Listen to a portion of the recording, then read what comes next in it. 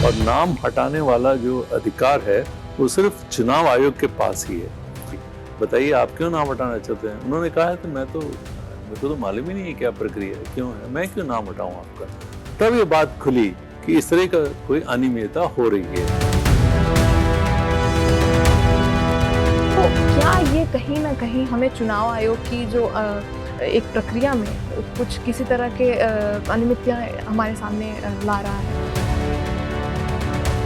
यदि मैं चाहता हूं कि आपका नाम हटाया जाए तो मेरा टेलीफोन नंबर पे OTP आना चाहिए, और किसने किया है, क्यों किया है, ये सवाल तो चुनाव आयोग को देना होगा, ये उनका कहना है।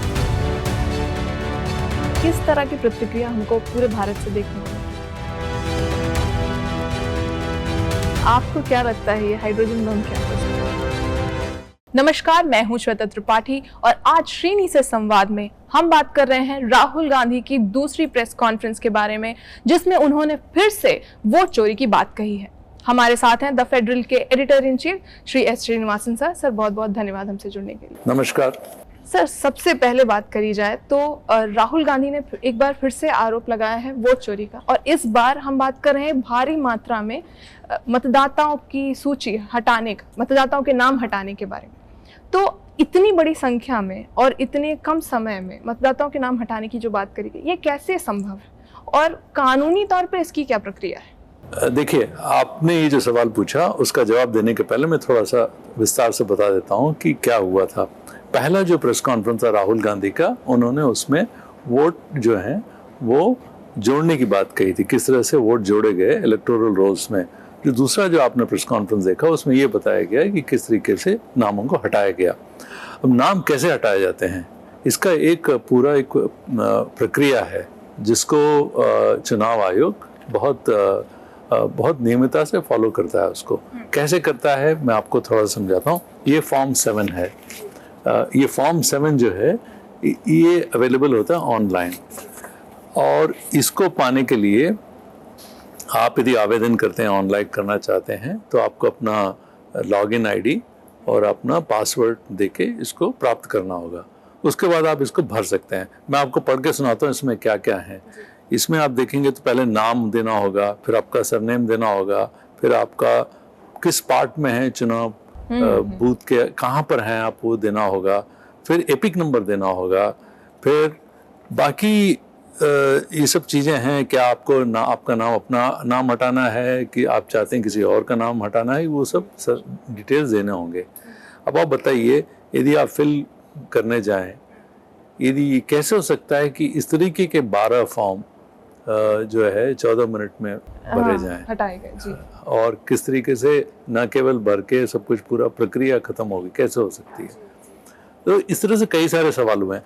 ये फॉर्म जो है भरने के बाद, जो मैं प्रक्रिया बताता हूँ होता क्या है। ये फॉर्म भरने के बाद ये जाएगा चुनाव आयोग पे। चुनाव आयोग वहाँ पर जो है BLO, जो ब्लॉक लेवल ऑफिसर्स हैं, हाँ, अधिकारी हैं, वो आपके घर आएंगे उसका सत्यापन करने जी, और उसमें 1 हफ्ते का समय ले सकते हैं। सत्यापन करने के बाद उसका दूसरा सत्यापन उनके बड़े लेवल के ऑफिसर करते हैं, जिनको इलेक्टोरल रजिस्ट्रेशन ऑफिसर कहते हैं, ELO कहते हैं, उनके पास जाता है। वो जो है फिर वो आखिरकार ये कहते हैं कि एप्लीकेशन को जो हमने इसको पास किया है, स्वीकार किया है, उसके बाद ही जो है नाम हटाया जा सकता है। और नाम हटाने वाला जो अधिकार है वो सिर्फ चुनाव आयोग के पास ही है। तो चुनाव आयोग का जो कोई अधिकारी है वही हटा सकता है, इनके कहने पे, जो मैंने प्रक्रिया बताई।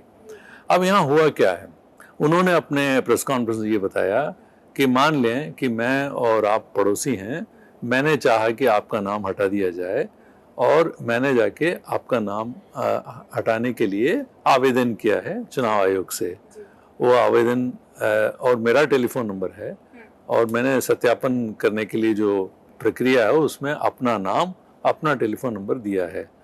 और यदि आपका नाम हटाना हो तो फिर BLO आके पूछेगा, भाई कि नाम क्यों हटा रहे हैं आप, क्या कारण, हाँ, है, ये पूछेगा ना। हुआ ये है कि ना किसी ने कोई सत्यापन किया है, किसी ने पूछा नहीं, और BLO जो थी उनका वो कोई रिश्तेदार था जिसका नाम हटाया जाने वाला था, हाँ। तो उन्होंने जब देखा इनका नाम हटाने की प्रक्रिया चालू हो गई, तो उन्होंने आके पूछा कि भाई, पड़ोसी से जाके पूछा, यानी मुझसे आके पूछा होगा कि बताइए आप क्यों नाम हटाना चाहते हैं। उन्होंने कहा है तो मेरे को तो मालूम ही नहीं है क्या प्रक्रिया है, क्यों है, मैं क्यों नाम हटाऊं आपका। तब ये बात खुली कि इस तरह का कोई अनियमितता हो रही है। और जब उन्होंने और थोड़ा सा खोदा वहाँ के बीएलओ के शिकायत पर, वहाँ पर जो चीफ इलेक्शन ऑफिसर, उन्होंने जब और थोड़ा सा उसके बारे में पता किया, और उनको फिर पता लगा कि ये बड़े तादाद पे शायद हो सकती है। इसकी शिकायत जो एफआईआर जो दर्ज किया है वो चुनाव आयोग कर्नाटका ने किया है, वहीं के अफसरों ने किया है। और उनका ये कहना था कि आप इसके बारे में और आगे जांच करें। देखिए, ये तो एक बात हुई। इसके बाद चुनाव आयोग ने अपने जवाब में, जब राहुल गांधी का जो प्रेस कॉन्फ्रेंस हुआ, उसके बाद उन्होंने कहा नहीं, ये तो असत्य है और ये ऐसा हो ही नहीं सकता। कोई अंदर से ही कोई, जब तक चुनाव आयोग के अलावा कोई नाम को हटा ही नहीं सकता, तो कैसे हुआ, ये पूरा मिथ्या है और गलत है, ये उन्होंने बताया। सर, तो अभी आप जैसे आपने समझाया कि एक पूरी प्रक्रिया है जहाँ पे सत्यापन जरूरी है, स्वीकृति जरूरी है। अब कहीं ना कहीं ये हुआ है, ये भी हम जानते हैं, और बहुत कम समय में भारी तादाद में मतदाताओं के नाम हटाए गए। तो क्या ये कहीं ना कहीं हमें चुनाव आयोग की जो एक प्रक्रिया में कुछ किसी तरह के अनियमितताएं हमारे सामने ला रहा है? कहीं ना कहीं कुछ गलतियां हैं जो उन्होंने ध्यान नहीं दी। देखिए, एक नहीं कई सारे गड़बड़ियां हैं।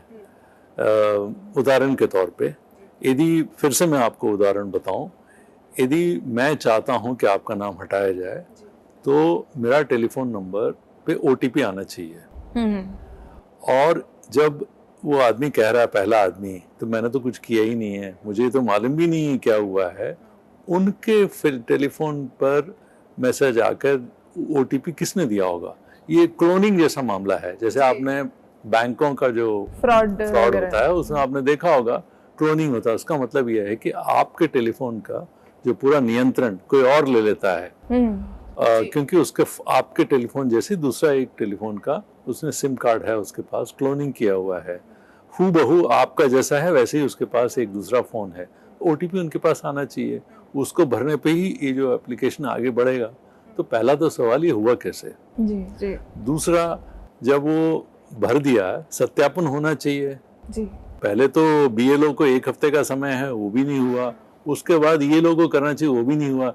ये सब प्रक्रियाएं एकदम अलग हटा के एकदम हो कैसे गया?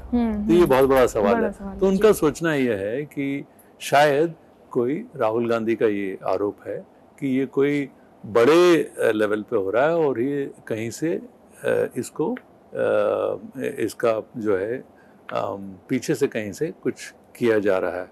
मगर वो ये कह रहे हैं कि इसकी जांच की जाए, पता किया जाए कैसे, क्योंकि उनके पास 120 टेलीफोन नंबर हैं इस तरह के, जिनमें और एक भी टेलीफोन नंबर कर्नाटक से संबंधित नहीं है। उन्होंने एक आनंद करके एक कॉन्स्टिट्यूंसी असेंबली का वो लिया है, और उनका अपना अनुमान है कि शायद 6000 वोट इसमें से कट सकते थे।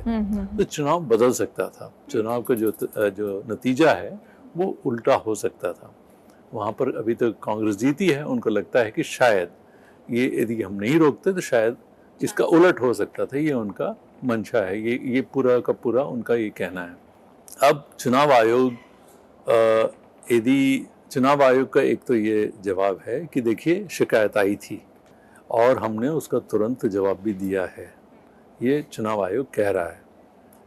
जब उन्होंने तब जवाब दिया है, उन्होंने कहा है कि ये मामला आगे फिर जब उन्होंने जवाब दिया है, क्या वो तहकीकात किया उन्होंने, क्या उसके गहराइयों तक गए, क्या पता लगाया कि कहाँ से, जैसे उन्होंने कई सारे सवाल जो हैं, जब वहाँ के कर्नाटक सरकार को ये शक हुआ कि इसमें आगे मामला बढ़ नहीं रहा, तो उन्होंने एक अपने सीआईडी को दिया, पुलिस जो लोकल उनका अपना सीआईडी है, उनके हाथ में उसके जांच के लिए उन्होंने उनको दिया। अब सीआईडी ने जब जांच किया तो उन्होंने 2-3 चीज़ें मांगी चुनाव आयोग से। पहले तो एक वो आईपी एड्रेस पता लगाया जाए, क्योंकि वो ये होता है हर एक का एक यूनिक, आपका जो आईपी एड्रेस होगा वो किसी और का नहीं हो सकता। तो ये आया कहाँ से, तो आईपी एड्रेस पता लगाया जाए। दूसरा ओटीपी का मार्ग क्या है, ट्रेल क्या, कहाँ से आया ओटीपी, वो पता लगा जाए।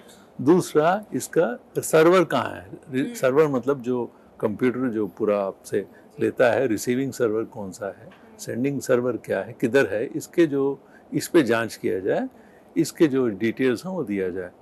मगर चुनाव आयोग का जवाब ये था कि देखिए ये सब गलत है, जो बोल रहे हैं वो सब सही नहीं है, इसमें कोई सत्यता नहीं है, और राहुल जी का जो आरोप है वो एकदम ही गलत है, यही उन्होंने कहा। इसके आगे उन्होंने कुछ बातें बताई नहीं है। इसी बात से ये एक आशंका होती है कि क्या वाकई ऐसा कुछ हुआ होगा, क्योंकि इसकी पूरी जो उसके सत्यता पे एक पूरा का पूरा एक जांच होना चाहिए, ये लोगों का जनरली सोचना है, मानना है।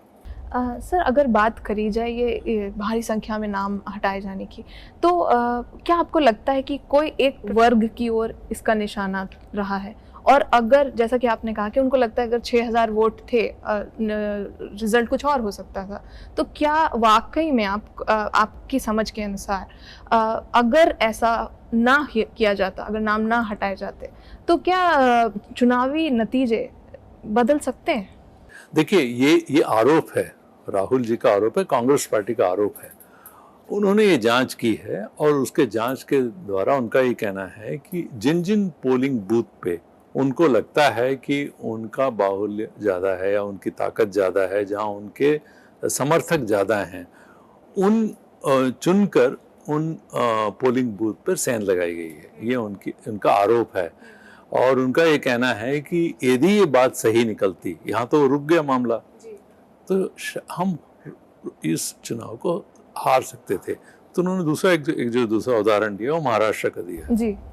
राजौर करके एक कॉन्स्टिट्यूंसी है, वहाँ पर भी उनका ये कहना है कि यही वहाँ पर भी, मगर उसका ज़्यादा विस्तार से उन्होंने डिटेल्स नहीं दिए हैं, बताया नहीं है, मगर उनका कहना है कि वहाँ पर भी इस तरह से हुआ है।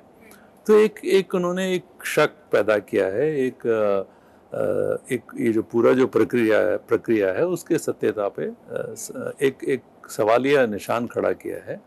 और आपने मुझसे पूछा कि क्या आपको लगता है एक वर्ग विशेष के लोग हो सकते थे।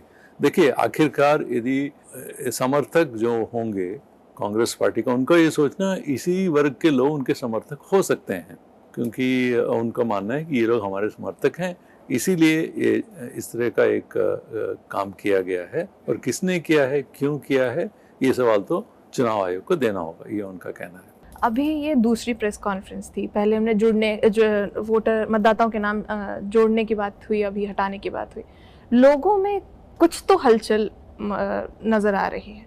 तो जनता में और राजनीतिक तौर पर किस तरह की प्रतिक्रिया हमको पूरे भारत से देखने को मिल रही है? देखिए ये अब चुनाव का मुद्दा बिहार में बनता है नहीं बनता वो देखना होगा हमको, क्योंकि मगर वहाँ से जो रिपोर्ट्स आ रही हैं उसका ये इंगित कर रहा है कि बन गया है, वहाँ पर चुनाव में लोग इसकी बात करने लगे हैं। मगर कितना असर हुआ है, क्या वाकई चुनाव को पलट सकता है, क्या तेजस्वी और कांग्रेस का गठबंधन उसको इससे उनको मदद मिल सकती है, ये तो हमको थोड़ा सा ठहर के देखना पड़ेगा। क्योंकि इसके अलावा वहाँ पर जो इसका जो इम्पैक्ट हो वहाँ के SIR को लेके हुआ, जो स्पेशल इंटेंसिव रिव्यू है उसको लेके हुआ है, एक तो वो हुआ, तो उसमें से हमें पता लग सकता है कि क्या चुनाव में वाकई असर हुआ। ये तो आपको नतीजों के बाद ही पता चलेगा। मगर ये ज़रूर मानना होगा कि देश के बाकी इलाकों में इसका असर कहीं ना कहीं दिखाई दे रहा है। जैसे कि मसलन जो पश्चिम बंगाल है, वहाँ पर तृणमूल कांग्रेस की सरकार है और तृणमूल पार्टी ने ये अभियान शुरू कर दिया है कि हम लोग अपना वोटर लिस्ट को देखें। और उन्होंने पार्टी ने एक मीटिंग में कहा है कि सब लोग अपने अपने बूथ लेवल जो कार्यकर्ता हैं वो जाके देखें और देखें कि किस तरीके से वोटर लिस्ट है और उनमें कोई नाम हटाया जोड़ा न जाए। ऐसा कोई अप्रत्यक्ष रूप से कोई काम हो तो उसको उस पर गाड़ी नज़र रखी है। एक तो वहाँ हुआ, दूसरे तमिलनाडु में भी चुनाव आने वाले हैं, यहाँ पर भी जो यहाँ पर प्रमुख जो पार्टियां हैं उनको थोड़ा सा सतर्क किया गया है कि आप लोग भी इस पे एक अपना नज़र रखें, ताकि इस तरीके से कोई बात आती है तो आप उसको होने के पहले ही उसको रोक दें। तो थोड़ा सा पार्टियां सचेत हो गई हैं, इस बारे में बात करने लगी हैं और जनता भी इस बारे में बात कर रही है।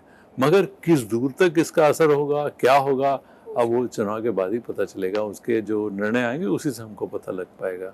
सर, इस प्रेस कॉन्फ्रेंस में एक मुद्दा जो बीजेपी ने राहुल गांधी के खिलाफ उठा लिया है वो ये है कि जब राहुल गांधी से पूछा गया कि क्या आप अब इन आरोपों को लेकर कोर्ट जाएंगे, तो उन्होंने कहा कि हम सिर्फ सच सामने ला रहे हैं, हमारा काम जो है वो डेमोक्रेसी की रक्षा करना हमारी जिम्मेदारी नहीं है, हम सच सामने ला रहे हैं। तो अभी उनसे कहा जा रहा है कि ये सिर्फ असत्य बोल रहे हैं, ये सिर्फ ऐसी उनकी मंशाओं पर सवाल उठाए जा रहे हैं। तो ये क्या एक मुद्दा बना सकती है बीजेपी? देखिए, बीजेपी अक्सर क्या कोशिश करती है कि जैसे ऐसे कोई मामले हैं तो ये एक लीगल शब्द भी है, मेरिट्स ऑफ द केस, कि आप उसके जो मूल विषय है उस पे जाएं, उस पे बातचीत करें। बीजेपी उसको छोड़ के उनके कथन जो है उसमें से कोई एक संवाद उठा लेते हैं, उठा के उसको चर्चा का विषय बना देते हैं। ये एक उनका तरीका लगातार होते आया है। और उन्होंने ये कहा कि भाई पूरा का पूरा डेमोक्रेसी का जिम्मा हमने अकेला थोड़ा ले रखा है। इसका उनका शायद कहने का ये मतलब था, ये कहना चाहते थे राहुल जी कि देखिए पूरे देश को इस पर सचेत होना चाहिए, क्योंकि वोट का अधिकार हर एक नागरिक का है। जी। तो ये सिर्फ एक पार्टी विशेष, कांग्रेस या वो कांग्रेस नेता राहुल गांधी या उसकी बात नहीं है। आप इस लोगों को ऐसा न देखें, बड़ा जो समाज है, वोटर जो वोट करने वाला समाज है, इस बात को देखे, सचेत हो और उस पर थोड़ा ध्यान दे, ये उनका कहना था। अब उसको थोड़ा सा तोड़ मरोड़ के पेश किया है और ये राजनीति में ये सब आम बात है। और ये अब कांग्रेस किस तरह से उसका जवाब देता है, उनके किस तरह से उनके सहयोगी उनके साथ देते हैं उस पर निर्भर है। और ये हो ही रहा है, आज नहीं हो रहा है, ये पिछले कई सालों से जो एक इंग्लिश में एक नैरेटिव कहते हैं, एक पूरा का पूरा एक कहानी बना देना, जी, माहौल बना देना, तो वो जारी है, इससे वही दिखाई देता है। फिर से एक बार अगर चुनाव आयोग की बात करी जाए सर, चुनाव आयोग ने तुरंत जवाब दिया प्रेस कॉन्फ्रेंस के बाद। क्या आपको लगता है कि आने वाले दिनों में उनका जो रवैया है और उनके जो ऐसे आरोपों को लेकर जो जवाब है वो किस तरह के होने चाहिए, तो थोड़े से जिम्मेदाराना जवाब लगे, ये थोड़ा हड़बड़ी में दिए जवाब नहीं लगे आपको? देखिए, ये बात जो आप चुनाव आयोग की जिस तरीके से उन्होंने इस पूरे मामले को देखा है और जो जवाब दिया है उस पर आपने ये सवाल पूछा है। देखिए, पहले तो मैं एक बात बताना चाहूँगा, मैं बहुत लंबे दौर पत्रकारिता में रहा हूँ और मैंने आज तक ऐसा प्रेस कॉन्फ्रेंस तो नहीं देखा है जो राहुल जी कर रहे हैं, पिछले 2 प्रेस कॉन्फ्रेंस। अमूमन क्या होता है कि कोई आरोप लगाना हो तो या तो किसी अखबार में आता है, पत्रकार कोई आरोप किसी बात को लेके उसका जांच करके पत्रकार अपने इन्वेस्टिगेटिव जर्नलिज्म के थ्रू बताता है कि भाई ये गड़बड़ी हो रही है। उस बात को फिर नेता लोग उठाते हैं और उस पर बात शुरू हो जाती है। आप कोई भी देखें, इसके पहले यदि बोफर्स कांड हुआ तो पहले स्वीडिश रेडियो ने बात उठाई थी। उसके पहले यदि आप देखें अंतुले जी के ज़माने में इंडियन एक्सप्रेस ने बात उठाई थी, जो प्रतिभा प्रतिष्ठान एक केस था। उसके बाद एक और केस क्यू ऑयल डील का था, वो भी अखबार से ही उसके माध्यम से आया है। और आप आगे भी देखें, जो 2G केस था वो आया सबसे पहले, ऑडिटर CAG ने बात उठाई थी कि ज़्यादा पैसे उसमें गंवाए हैं।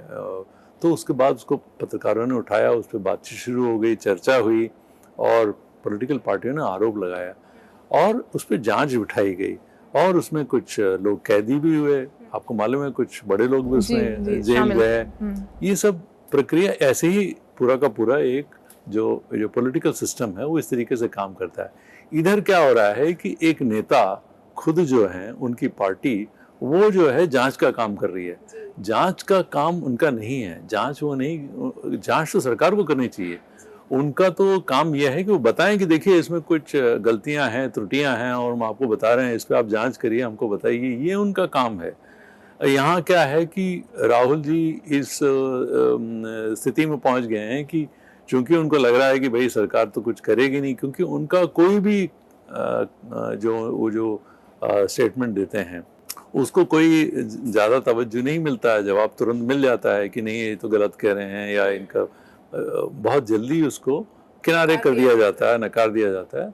तो शायद इस सब को देखते हुए उन्होंने ये कोशिश की कि नहीं, मैं इस बार आधार के साथ दूंगा, मैं एक पूरा का पूरा एक अपना खुद जांच करके अपने पार्टी से करवा के मैं उसके साथ दूंगा, वो उन्होंने कोशिश की है। तो इस हिसाब से देखा जाए तो ये जो उनका प्रेस कॉन्फ्रेंस है वो अपने आप में एक बड़ा बहुत बड़ी चीज है ऐसे तथ्य लेकर आना। मतलब मैं अब बड़ी या छोटी ये तो नहीं कहूँगा, मैं कहूँगा बहुत से अलग सा एक काम है जो उन्होंने किया है। और जैसे आपने पूछा चुनाव आयोग के बारे में, चुनाव आयोग को मेरा तो ये कहना है उनको इस बात को लेके जांच करनी चाहिए, और यदि उनको लगता है कि जो उन्होंने बातें कही हैं सब गलत है, जांच के बाद वो बताएं, एक जांच बिठाएं और कहें कि ये सब बातें हमने देखी हैं, उसके बाद हमको लगा है कि जो उन्होंने कहा है बातें सत्य नहीं है तो बताएं, लोग उसको स्वीकार कर लेंगे। मगर यहाँ उसके विपरीत क्या हो रहा है कि जांच किए बिना जो प्रेस कॉन्फ्रेंस उसके 10 मिनट में ही एक जवाब आ जाता है कि देखिए आपने जो कुछ कहा सब गलत है। तो वहाँ पर जो इलेक्शन कमीशन है उसके एक कार्यकारिणी पे, उनके एक सत्यता पे या उनके उस पर एक सवाल उठता है जरूर। जी जी जी जरूर। आखिर में बात करी जाए तो हाइड्रोजन बम की बात हुई थी, आपको क्या लगता है ये हाइड्रोजन बम क्या हो सकता है? देखिए मुझे तो नहीं मालूम बहुत हाइड्रोजन बम में क्या होने वाला है, उसके अंदर क्या है ये तो नहीं मालूम। मगर ये बात ज़रूर है कि राहुल गांधी ने अपने प्रेस कॉन्फ्रेंस में ये कहा है कि देखिए लोग शायद ये सोचें, क्योंकि बहुत दिनों से ये बात कहते आ रहे हैं कि मैं कोई हाइड्रोजन बम फोड़ने वाला हूँ। हाइड्रोजन बम अभी एक्चुअली किसी ने अभी तक फोड़ा नहीं है। उसका ये कहना है कि मैं बहुत बड़ी एक कोई चीज़ बताने वाला हूँ, बड़ा खुलासा करने वाला हूँ। जो पहला खुलासा किया उसके बाद ये बात आई थी कि हाइड्रोजन बम फटेगा। अब लोगों ने ये ना सोचें कि ये हाइड्रोजन बम है, तो उन्होंने इसका एक वो दिया कि ये नहीं है, अभी और आने वाला है।